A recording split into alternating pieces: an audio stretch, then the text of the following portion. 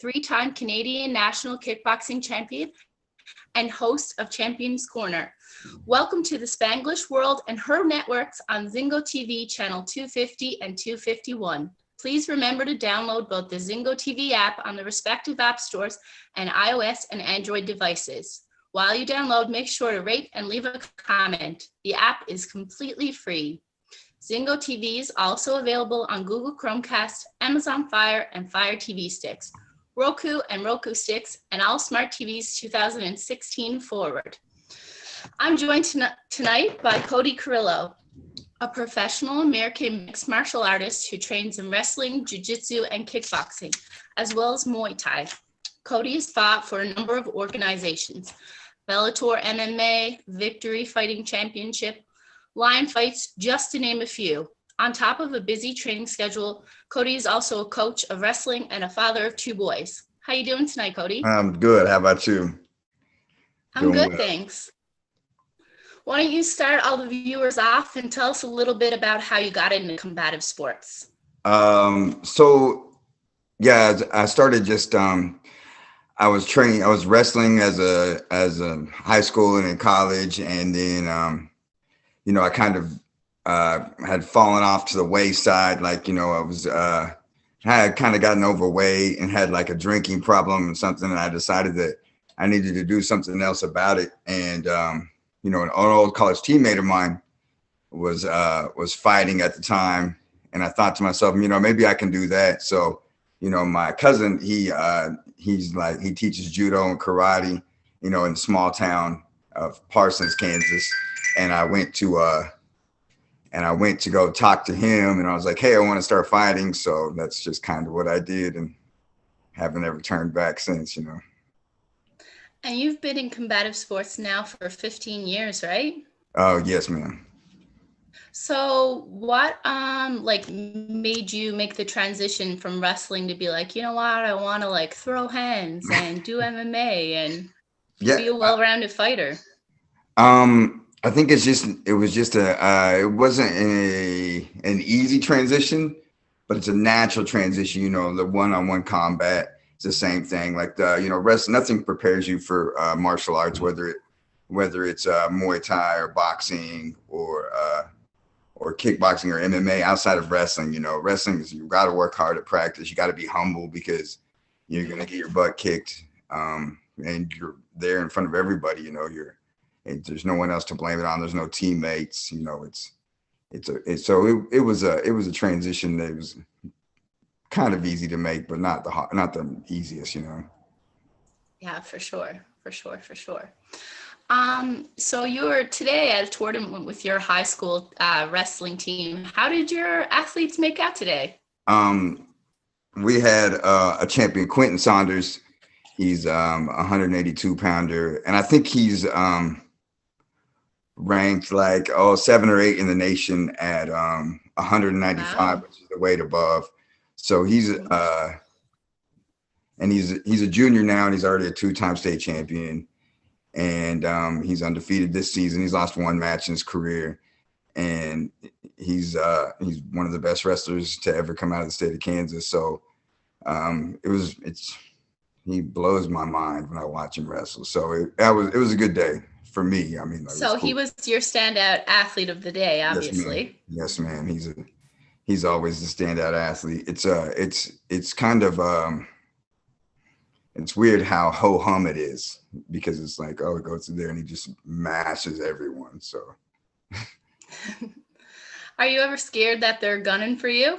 Not just your high school team athletes, but your 2 sons as well. Are you ever like, oh man, I don't know, I'm training these kids from a young age, they might come for me? Yeah, 100%. Yeah, 100%. Everybody's I teach kickboxing at Fox Fitness here in Wichita, and everybody's always gunning for you, and I recently my black belt in jiu-jitsu. I mean, it's like I heard someone say it's like training snakes to bite you. So it's definitely 100%. Something that always happens. Yeah. So I saw one of your videos you posted on your Facebook, and I was like, I am so stealing this idea. So for all the viewers out there, Cody and his son have a lightsaber, and he was practicing like his leg kicks. He's slipping, he's bobbing, and he's weaving. And I Yeah, thought that was such a cute and creative idea. yeah, yeah. Your sons must really enjoy like being like a part of your training and watching you, and be super proud of their dad for sure. Yeah, it's cool. It's something that's amazing, and it means the world to me that I get to share that with them. And I get to watch, my son gets to watch me. My oldest, he's grown up in the gym, and it's pretty natural to him. And it's cool to see him, for him to see me like work hard, work hard for something and care and put my heart into something, and not knowing if I'm going to have the results that I want at each event, but it's about the journey, and he sees me live that every day.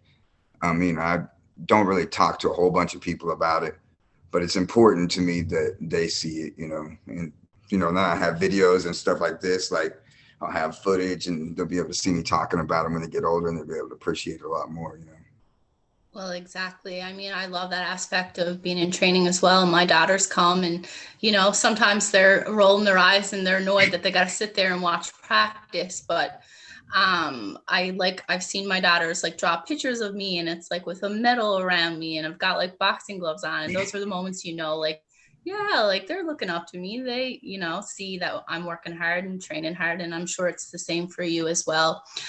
So the first time my daughter ever got to see me fight was actually an international bout in South Africa.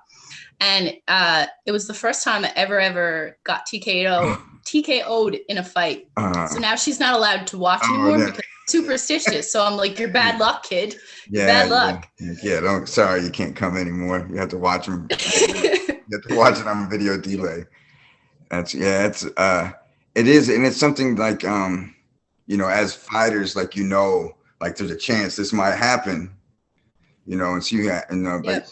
and that's something that's not like any other career anywhere, like you go into it, and you're like, this can happen, and I think that's part of the beauty of it, I think it's part of it. I think so too. And like, they get to see you being like resilient and overcoming, like we're all going to get knocked around by life or, by an opponent. So they see you bounce back up. And I think that's a good thing. Have your sons ever gotten to see you fight? My youngest son, he's 2. So no, he's not really been around. He's a little too little. Yeah. Pedro is 7, and he's been there. Yeah. He's come to a few. He likes, he really enjoys everything beside the fight, honestly. Like, like he's like, oh, the pictures and the weigh-ins and the interviews and, the hotels and like, oh, like, so to him, that's the adventure. Like, it's like, oh, like, so. Yeah. But he'll be at a fight and I'm fighting and he's watching, he's not really watching, he's running around or something, I don't know if it's distorted view or something of the, just being from the bleachers or what, but for sure. And it's also always known, his whole life. So like, he doesn't know it's not a normal career. He doesn't know that, until he talks to his friends and they're like, whoa, that's awesome. And he's starting to figure it out. And he's like, yeah, my dad's cool. Yeah. But you're a normal dad otherwise. Right. Exactly. Yeah. Yeah. So obviously you're a pretty well-rounded fighter. You're fighting in jiu-jitsu. You were the Wichita BJJ champ in 2020. Your upcoming fight with Lion Fights is in Muay Thai. You've trained some kickboxing, the wrestling. Of all the disciplines that you train, where does your heart lie? I would say without wrestling, I wouldn't have anything. Wrestling is responsible for most things in my life, including fighting. Like I would have never started fighting if it weren't for wrestling. Is it my favorite at this point in time? No. I mean, I think like, if I had an opportunity as a young child, I would have probably been in kickboxing or something closer to it, but, and it's easier for me to teach kickboxing. I can teach all kinds of wrestling. I can teach jiu-jitsu. I think right now, like maybe because I'm training for a Muay Thai fight, like, my striking is it feels really sharp, and that's what I've kind of been known for, is my striking. So, and I think that's what people want to see. So that's what I'm gonna do, if I can. Well, for the average viewer, not everybody is necessarily educated into the ground game or the wrestling. So, in regards of like MMA or like jujitsu bouts, they're not as popular as boxing and kickboxing, because Right. people do love to see knockouts. They like to Yeah, see yeah. blood They and want hands thrown, and so yeah, yeah, it's I think the more exciting discipline, but wrestling is amazing too. And if you get an MMA fight and you've got all that wrestling experience, that's an edge you've got on a lot of these guys who don't necessarily have the same skill set. absolutely. So talking about line fights, you've got a fight coming up March 12th, super middleweight against Chance Thaxton, and you can watch this live on UFC Fight Pass for all you viewers tuning in tonight. Tell us a little bit about how you think that fight's going to go down. I know Chance is a little bit of a less experienced fighter than you are. He's unranked right now, and he's also got a little bit of ring rust, as his last fight was over 2 years ago now. How do you envision that fight going? Man, how cool is it to fight for Lion Fight, huh? That's dope. I think it's pretty cool. Yeah, yeah. Like, I'm jealous, honestly. Yeah, yeah. It's so cool. Like, I came up in like as I was coming up in my fighting career, I was at a big Muay Thai gym, and like everyone's training kickboxing, Muay Thai classes are huge. Like my trainer, Andy Zerger, he's responsible for a lot of great fighters, and people were always watching live. Like, hey, did you see it? Like, now I'm fighting for him. So, that's amazing to me, and it's on UFC Fight Pass, so people can watch it all over the planet. I think as far as like my fight with Chance, it's the same thing as for me as any other fight. Like, I'm not gonna make any adjustments. Like, he's taller than me, like but I think the longer the fight goes, like, it's just a systematic, for me. It's just I fight like systematically. It's an art, so yeah, I'm looking for things offensively and defensively, and to take advantage of things. And if it's a pretty fight, I think I look good. If it's an ugly fight, that's what I'm here for. So I think that people are in for a treat. Lion fight included. I think they're in for a treat. So you're a super experienced fighter. You've had tons of fights and, like I said, a lot of different organizations. But this is a lot of media. It's a lot of fans are going to be tuning in. It's a huge audience. Does that add a little bit of pressure, or are you something like myself and it adds nothing but excitement? Nah, it's cool for my gym. It's cool for my city. As far as for me, it doesn't make a difference. I fought huge shows, I fought little shows, and it doesn't affect the outcome. I mean, for me, it doesn't affect like the way that I perform or the way that I feel about how I'm going to perform. It's just a fight, and I had some tough fights this morning at the gym, so it's the same thing. Like, it's just. That's true. That's true. It's about controlling like the mental aspect of it, for sure. How are you doing with your weight? Are you on weight? Do you need to cut a little bit? How's that going? I'm sitting pretty close to, so it's at, and when they originally asked me, they asked me at 170, and I was like, I prefer to fight at 155, 154, I guess would be the weight. Yeah, I noticed that, and I was like, why the sudden jump? I was thinking you had a little weight on from COVID, maybe. Yeah. So they and he talked to Mr. Zer talked to Chance, and he agreed on 165. I think that it doesn't matter. It's the same guy at 155 or 170, or 165. So the weight cut is not an issue for me. So I don't know if you heard, but just UFC is just had a huge media attention with Rafael Alves missing weight by 11.5 pounds in his bout against Patrick Sabatina. Alves weighed in at 157.5 for a featherweight fight. So he actually made history as the biggest weight miss in UFC history. Not just him though, 3 other fighters in that card actually missed weight as well.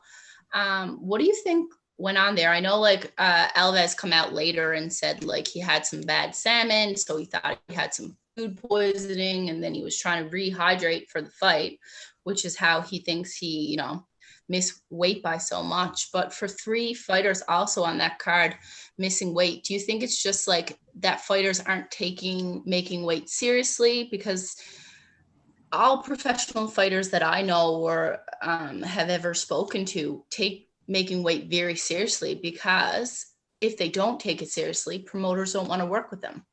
Yeah, I think that Talk to me a little bit about that. I think that it's hard to speculate because, as well as I, like leading into every fight, there's a ton of other circumstances that could be going on, like any of those guys, like maybe, they lost a loved one earlier or they were sick. And, so it's hard for me as an outsider, not being close to the situation, to pass any judgment on any of that, because I've been in the same situation. I've missed weight before, and I've had fighters miss weight against me before. And it's, it's part of this, it's part of what happens. And as far as like all weight cuts are the same. Right. Exactly. Not all weight cuts are the same, just like not all practices are the same. Not all fights are the same. Like, like these people, they have lives outside of fighting. So, maybe they had maybe his flight got delayed. Maybe someone's flight got delayed and they got there and they lost their weight cutting gear and they didn't have any clothes, like stuff happens. And, these guys are people too. And it's tough, man. People, I see people smash and slamming people.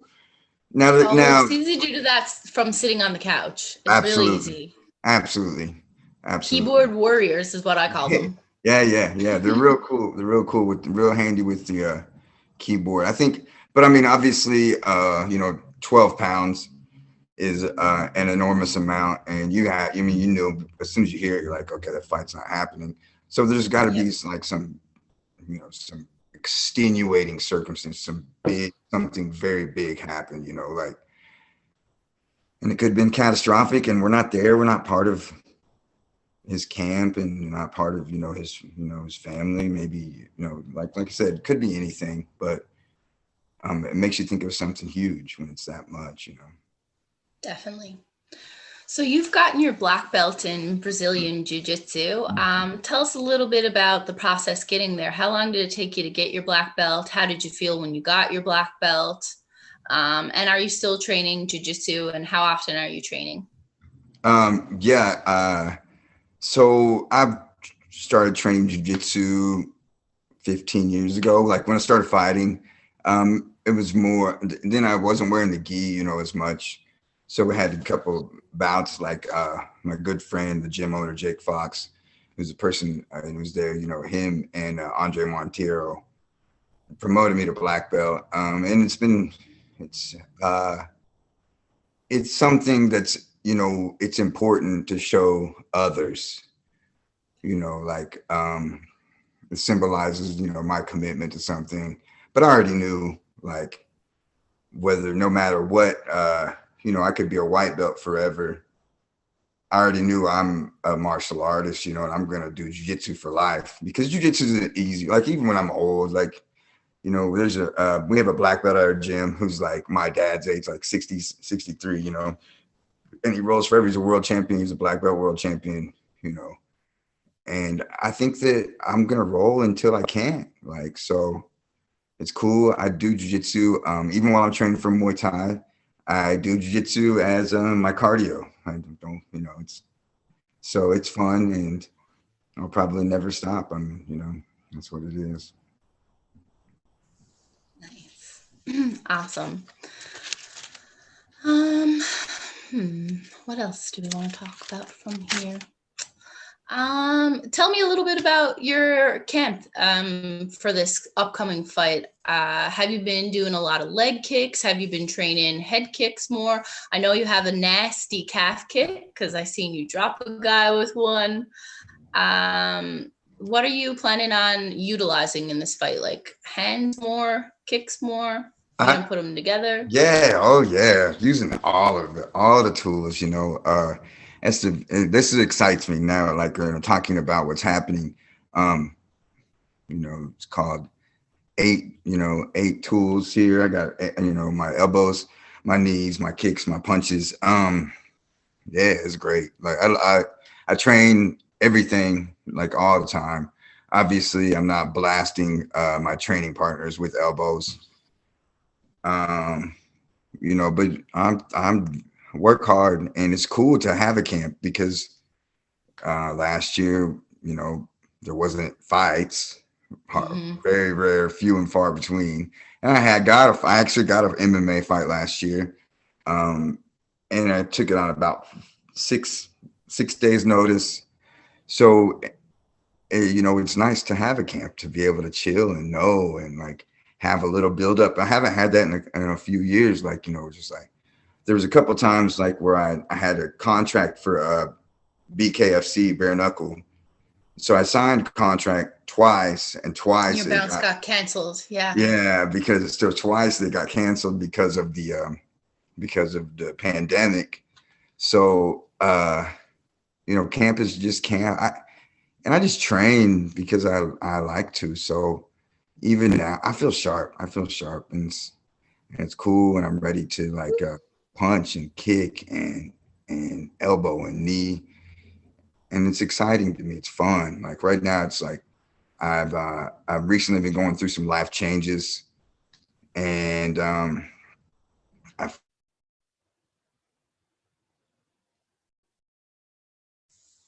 Oh, sorry, we can't hear you there, Cody. You cut out.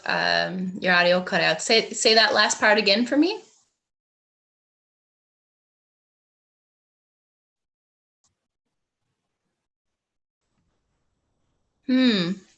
Not sure what's happening. Okay, I can hear you again. Sorry, can you repeat the last part? So I feel like I've lost like I feel like 120 pound like weight off your shoulders has been lifted off of me. Like I've been living in a toxic environment for a long time, and so I feel great now. Like it's cool. Like life is good, and training is good. Yeah. That sounds dangerous for your opponent, though. Yeah. It sounds like you're on. I'm sorry. I am. I'm sorry. I'm excited to hear that. I'm actually really excited to see your fight. Last night, I actually interviewed a female fighter who's going to be on the same card, Andy Nugent. So yeah, I'm definitely tuning in to see that. Hell yeah. So you were saying earlier about how you took a fight on such little notice, your last MMA fight, and you're kind of known as a promoter's dream because there's not very many fights that you turn down. You take fights with almost no notice, and you almost never say no. A lot of fighters care about padding the record, but obviously you're not one. Can you tell us why? So this is something I just talking with somebody in the gym the other day about. And it's something that I talk about just to people closer to me in my life. Like I don't have like a big speaker, but some guys handle it like a business. You're like, okay, that's a bad match, or you might do this. Or it's like the risk to reward ratio. And for me, I live like a samurai. Like I want to like test myself every chance I get at everything. Like. And whatever way, and that's cost me like fighting bigger guys, it's injured me, but I'm ready to bang. Like that's what MMA, like, if I am a promoter's dream. Like I'm there. They know that I'm going to fight, and they know that I'm not going to just lay down and quit. And it's something that is just part of it. It's a really personal part of my journey. Like it's just like, like why train? Why do all this if I go into a fight knowing that I'm going to win? Like, so it's exciting to me, the thought of the danger of I'm exposing myself to, and trying to beat someone and trying to test someone. And every day, like something new. Like to me, it's like, I can't carry any of my past wins into, they don't help me, and none of my past losses hurt me. Like I show up, the bell rings. I don't care who you beat. You don't care who I've beat. It's time to go, so It's cool. Like, and I don't think that, I mean, I could go back and I could change some things, but I don't think that I would do it any different. So I'm still amateur level, so I still get the major butterflies before the fight. Like you're sitting and just about to go into the ring, like your coach is like, come on, jump up now. And you're like, oh my God, why am I doing this? There's so many people, everyone's watching. Like that moment. Yeah. Do you still get the butterflies a little bit? Does that go away? Please tell me that goes away. I get them randomly. So like, some fights I'll have like 8-9 fights in a year, like, between boxing, MMA, kickboxing. And then like, I'll just show up and I'll be like on the steps and I'm like, oh, I think I'm nervous. Like, and it's not like I worry, like I notice it and I acknowledge it. And I might even make a joke, like to my corner, my brother, like, I think I'm nervous. That's weird. And then just walk into the cage and ring, and get ready to go. I think I get excited, like who doesn't get excited? I'm excited now talking about it. So I know, me too. Yeah. That's why I do this show, because it is exciting. It's exciting to talk to other fighters and see all the different perspectives.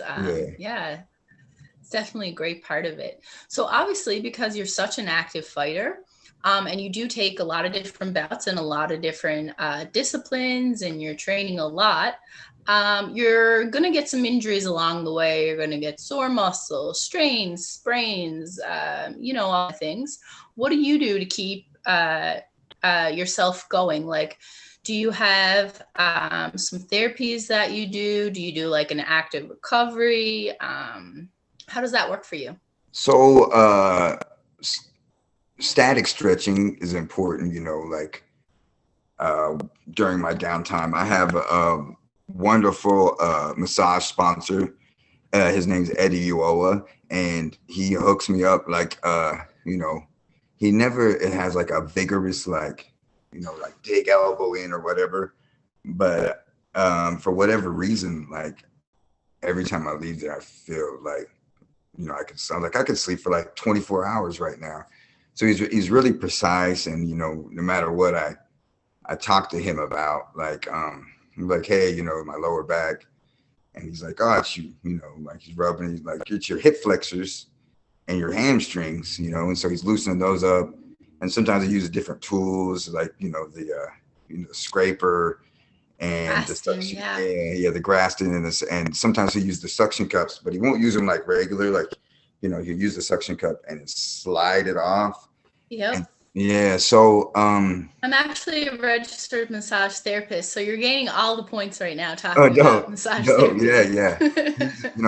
And so Eddie is like he's an amazing person to have on my team, and I'm happy you asked that. Like it's because I'm very thankful for him and giving his time and supporting me, because it's important. Like I got in a car accident in 2008 and broke my back.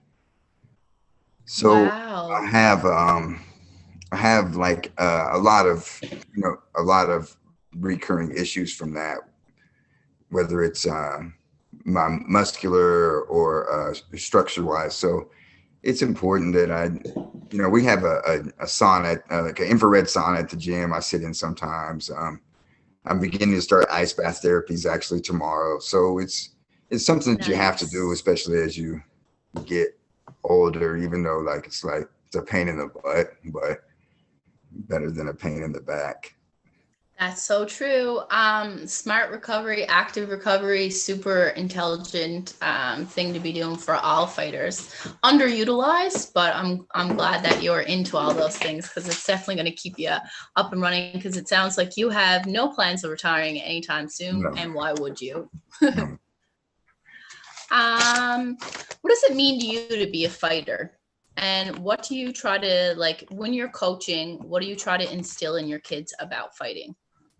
So this is a pretty odd answer. So I don't consider myself. I mean, I consider myself a fighter. I fight, my own demons. I fight my own problems. I fight issues that I have. But I think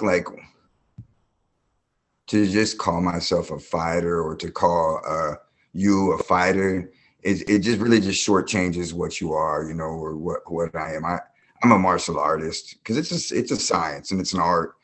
And anytime someone says fight, I mean, I guess you call yourself a fight. I do fight. Like sometimes I'll fight, but most of the time it's just a match. It's just a match, and we shake hands after. And it's not personal, but I'm a fighter. I'll fight for my children. I fight for emotionally fight, verbally fight. Sometimes, you got to go to that dark place and be there, and whether you're in that dark place in training or in a fight or in a match, so the people that I talk to about it, like you go there and you have to go there. You have to go there while you're training. Because eventually you're going to go there in a fight. You're going to be in a dark place. You're going to be in a spot where you're uncomfortable, and you got to be able to be comfortable there. You know what, though? It's the best feeling. Like when you go in and like you've had the worst day ever and you go in and you train, when you come out, you feel like $1 million and you're just like, oh. Yeah. Like everything feels better. And same with like your fight. You go in there, you're like, sometimes I'm like anxiety ridden or like no matter the outcome, when I come out, I'm so like proud of myself most of the time. Proud of myself, happy, like, you're like, yeah, I did that. It's a relief. Yeah. Yeah, definitely 100%.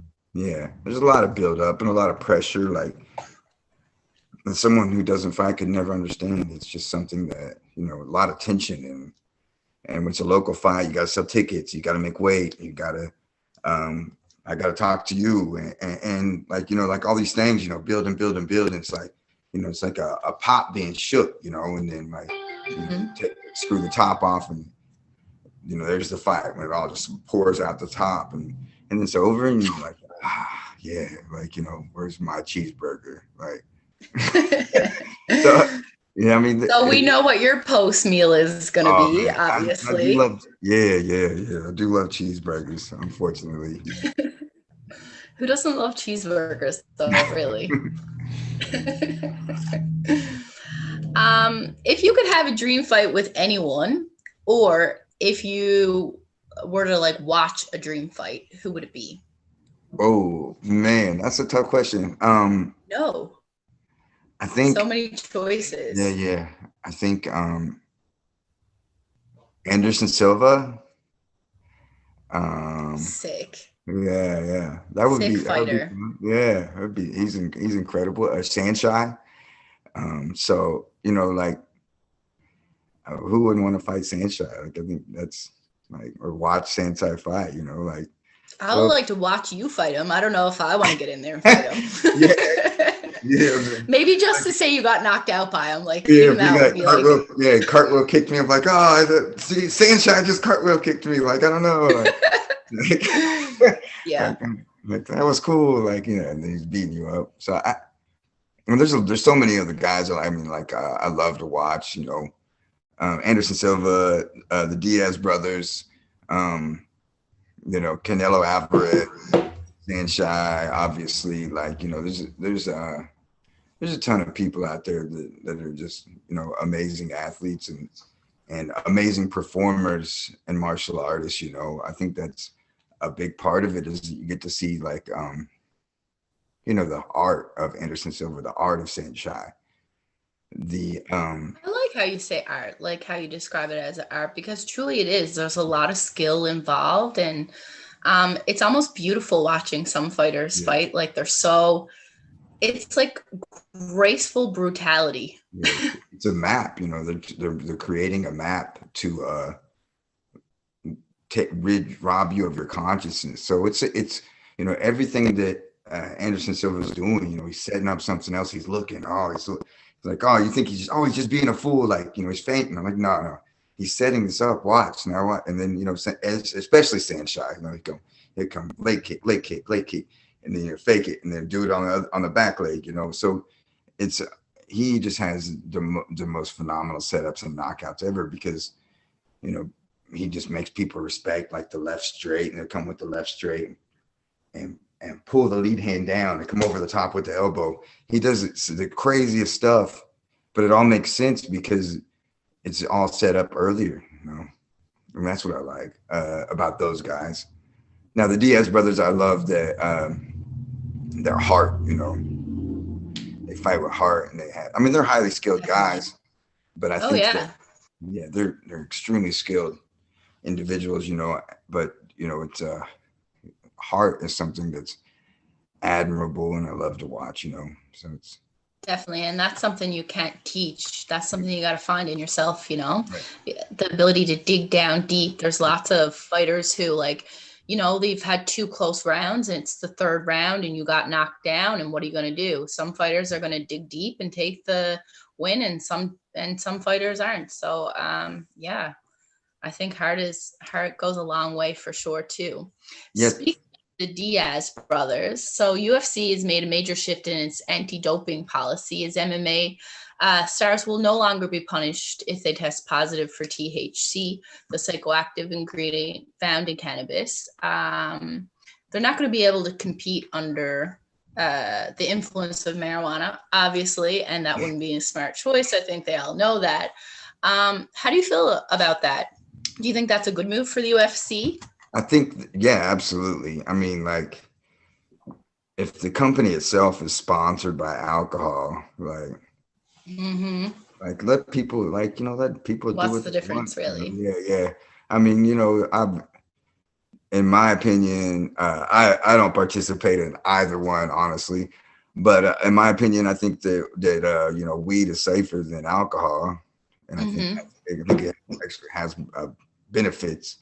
But let people be themselves. It's not like It's funny how there's like 2 types of athletes, though. Like there's the athletes who won't drink 5 months before their fight, or 3 months before their fight. They won't smoke weed or have sex or participate in any of those things because they want to be so mentally focused. Yeah.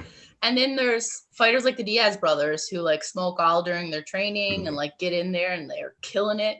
So I think it's everybody is different, and but I'm more like yourself, more cut all that kind of thing out and I just don't focus on your fight. Yeah. I have other vices. I just don't I don't drink or smoke, but I love ice cream. Tacos. I was smashing tacos, but tacos. But it's it's a personal thing. Why be in everyone's business? Let them do what they want. Yeah. So I don't know. I've never definitely. And as I progressed in martial arts, it's the same thing. It's no, you have to throw the kick this way. No, some people make a kick work different. It's the same thing. You have to train like this. You have to be straight edge and none of this. Whatever makes you comfortable, you should do, Definitely, 100%. So you coach kickboxing, so you probably coach female fighters. Female fighting is really becoming a thing now. It's starting to pick up steam, which obviously I'm super happy about. You got people like Clarissa Shields popularizing it with boxing. Ronda Rousey, who changed the game completely with UFC. You got Kayla Harrison getting paid $1 million for her contract in LFA. So like it's coming along for women. Who is your favorite female fighter? And do you find coaching females in your gym any different than coaching your male athletes? My favorite female fighter is probably Joanna Jędrzejczyk. I just Good love, choice. yeah, oh man, it's her pace and her motion and her sharp angles and just the tenacity of what she fights. I really enjoy watching her fight. So she's one of my favorite fighters, male or female, in the entire UFC at this point in time. So it's cool to watch her, like, Muay Thai, Tiffany Van Soest, like, she's fun to watch. Coaching females, yeah, it's different. I mean, like, are we gonna act like it's not? Like, they're different. They're different than males. Like, so you got to talk, like, but even like the difference, I shouldn't say that females are different. Some males are different than some males. Like you have to find your way to relate to everyone, you know what I'm saying? Mm-hmm. But females' bodies are different than males. And so they do different things. And, some of their mindsets are different. Yeah, for example, weight cutting. Yeah, 100%. Yeah. It sucks. Every guy I know can, like, there's a guy at my gym, and I swear to God, every class is over, he'd probably sweat out 15 pounds because everything on him is soaked. When you're his partner, like, sweat just flies at you. Yeah. And, like, we tend to like retain water a little bit more. So there's little differences definitely in between coaching women and men. Yeah, for sure. I think that, I mean, you have to treat it different, or you're not doing the men or the women justice, if you're not treating them different. I think, but you treat each individual different too. Like you have to coach each individual different, because then you're not really, especially in the individual sport, like, you're not really doing your athletes justice, Definitely 100%. I mean, you're going to have fighters who are good in the long range. You're going to have fighters who are good on an inside game. So yeah, like you said, everybody is sort of a little bit different that way.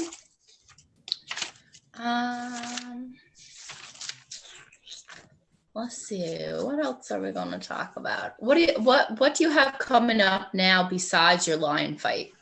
Is there anything else in the near future? Or has COVID sort of affected your ability to get fights now? It has. COVID has, for someone who loves to stay as busy as I do, it has absolutely,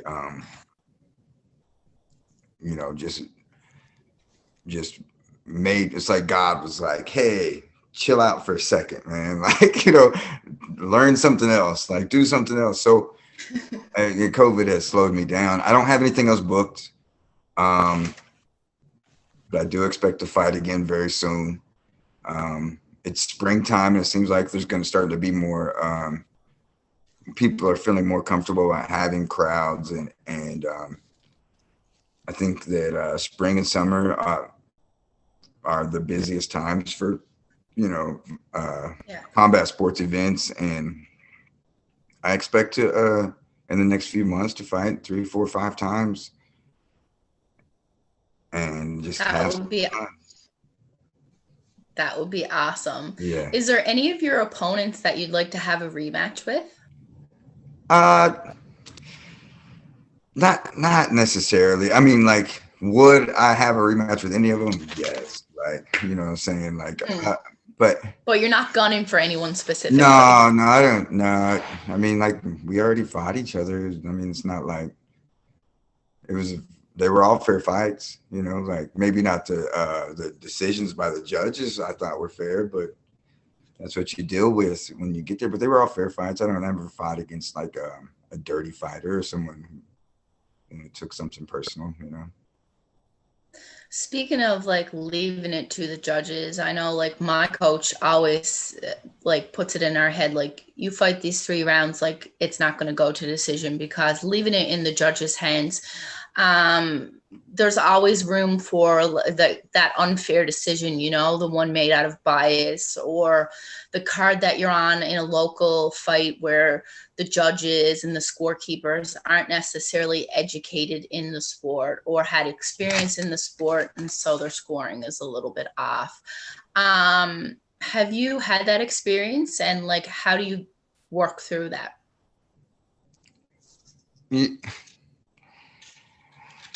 Yeah, that's something that's hard for me to talk about, honestly. Like it's, you know, like Yep. you don't, you know, I would hate to like I try and set an example for my sons and like, don't blame it on someone else. But I mean, if we're being realistic, Yes. then yeah, there's been some bad decisions. And yeah, I prefer. I mean, like I don't win this. Like on my record, I just don't win very many decisions. So like I've got to go after it, and I'm always going after it to try and get it done, right? Makes you an exciting fighter, though. Yeah, absolutely. A lot of So times, yeah, there's pluses and minuses. A lot of times, I have been other people's towns and fighting, the local favorite or the next guy, or and so like so you got to do things sometimes like that might be high risk, or do things to try and get it done, like even especially MMA. Like sometimes guys will take you down to just like be happy to just lay on top of you as opposed to trying to stop the fight, trying to win it anyway. So it's very discouraging. I think that the sport is still evolving, so like as we get more and more into it, like the judges will stop rewarding that, and I think the referees will become more aware of it. And as we go forward, I think it'll help the sport. Definitely. And like you said, the sport is ever evolving, and so will the judging with that. So you're going to have more ex-athletes, ex-martial artists going in and doing the judging and doing refereeing because they want to be involved in the sport still, and that's their way to do it. So the level of refereeing, the level of judging, it's only going to continue to get better. Right. It's still like a fairly new sport, so in that aspect, it's got a ways to go for sure. And I think, yeah, and that's the beauty of like the striking sports is like Muay Thai and boxing. They've been around for a long time, but so they've got kind of established systems of, what's worth and, what people can expect, kind of have of what to expect from judges, like, but MMA, there's so much variance, not only in the fight, like what does each judge look at? So I think like, as we get further into the sport and start having more former fighters become judges, more martial artists become referees, then the sport's going to be, I think it is streamlined. I think it'd be more fan friendly even than it is now, I think you're right. I think that's definitely the direction that it's heading in. I mean, still, like, I still get like when I'm telling people or family or friends who don't know, like, yeah, I'm into kickboxing. Really? Why do you want to do that? That's such a bloody, gory, violent thing to do. And I'm like, actually, it's not. Like, it's highly skilled. It's controlled. Like, it's not what you necessarily think. Or when you're saying like, I'm going to watch UFC, and they're like, oh, that's disgusting and this and that. But I think like the more people get like acclimated to it, and the more that they see it, the more that they're going to appreciate that it's not necessarily as bloody and as gory as the beginning days of MMA, like the glory days, the days I love. Don't get me wrong. Like I love that part. I'm all for it, but I think it's good that it's becoming more like mass popular kind of thing. Yeah. The saying is a rising tide raises all ships, so there's more money to go around. I think it's great. It's cool. It's cool. Like, I think that it's very top heavy. Obviously the executives are making more money than their fighters, and that's not the way that it should be, but that's how life is at this point in time. I would definitely like to see UFC fighters get a lot more than they're currently getting, because it makes me sad that especially female fighters who are having to do things like join OnlyFans in order to make ends meet, or they're relying on sponsors, or have a second job even. I spoke not recently with Miranda Maverick, who's actually still in school getting her degree, because she's worried that this isn't, the money of UFC isn't going to last forever, like you have to have a backup sometimes to feed your family and get through. So that's something I'd love to see. When it comes to MMA, kickboxing, Muay Thai, is more money put into it. Money like boxing money would be nice. Yeah. I think that when you look at like the major sports, the revenues, like, the NFL is, the revenue split is 49% to the players and 51% to the owners. Whereas the UFC, it's nowhere near that. And it's sad, but they kind of as far as like MMA, they're kind of monopolizing the top of MMA, so it's cool to see competition, Bellator come along or whatever, and where sports like Muay Thai, like the money's even less. But it's obviously we're not in this to be a millionaire, but as like I said, I'm in it for other reasons, so that's okay too. It's nice to be able to make a few bucks. Wow. When like maybe like your son's generation, when they're making like way more money than this generation of big fighters, like I feel like all the old guys are going to look back and be like, when I was a fighter in my day, all the fighters loved fighting. It wasn't about the money. You know what I mean? Yeah. They're going to hold that over their heads for sure. Yeah.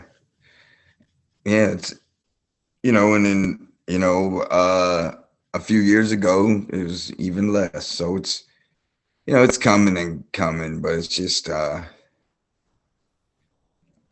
it's a slow process, because people for MMA, like for something like that to happen, there's going to have to be like a union or, a fighters association or something like that. And some people are going to have to, bite the bullet for that, because I'm sure those guys will be blackballed, the people who try and start to do it. So it's tough. It's a tough situation there. Yes, that's for sure. I feel like we've covered like so much right now, and my mind's going to like 100 different places. What do you think is like the best part of fighting? Like, do you enjoy that you get to travel all around the world? Like, do you enjoy meeting all kinds of different people? Is it like the community of the sport that you love? I think the community is amazing. Like, I think the adventure, it's just an adventure, and some of my best friends I've met like through martial arts, and some of my best stories are through martial arts. And it's stuff that like no one can ever take away from me. It's always right here. It's always going to be, with me, no matter what happens. Same. Like, I love that I get to travel all around the world, and I've been to so many different countries because of fighting and stuff, but hands down, it's the community. It's all my friends at the gym. It's the memories that I've made that really are like making a lasting impression on me. It's the reason I love it so much, for sure. So I can't believe it, but we've gone through an entire hour. So Cody, you could just give a shout out to any sponsors that you might have, or let everyone know what gym you're training out of. And again, Cody's next fight is going to be March 12th with Lion Fights, and you can catch that on UFC Fight Pass. So Yeah, Cody, UFC Fight Pass. Yeah, March 12th. Give me a shout. Come and watch. You can come if you're in the Wichita area. Train with me at Fox Fitness. There's an amazing jiu-jitsu program there, amazing kickboxing program. My sponsors, Eddie Uoa, like I said, is a great asset to me. I gotta thank Jake Fox, for letting me train and teach at his gym. Andy Zerger we haven't spent as much time recently training, but I always got to thank him because he's opened his doors to me and trained me a lot too. Casey Keeney, a training partner of mine, gym mate. Her brother Greg was my gym mate, and he committed suicide over the last year, and this is next stuff is, I really want to keep memory of Greg here. And, other than that, I don't really have like a whole bunch of other people to shout out. I do, but I don't. I want to tell my sons, Corito and Caio, that I love them. And, so maybe one day they'll watch this and see this, I think they definitely will. No doubt they're proud of their dad. Yeah. Thank you so much again for coming on. And I'm really, really excited to see that fight. I'm going to be tuning in and screaming at the TV as you lay down and take that win for sure. Yeah. This show can also be heard on the Spanglish Radio Network. The Her Network is part of the Spanglish World Media Network. Please check us out at spanglishworld.ca. for all the news and programming. Spanglish World. Watch it, hear it, read it, download it, live it. Thank you so much, everybody, for tuning in.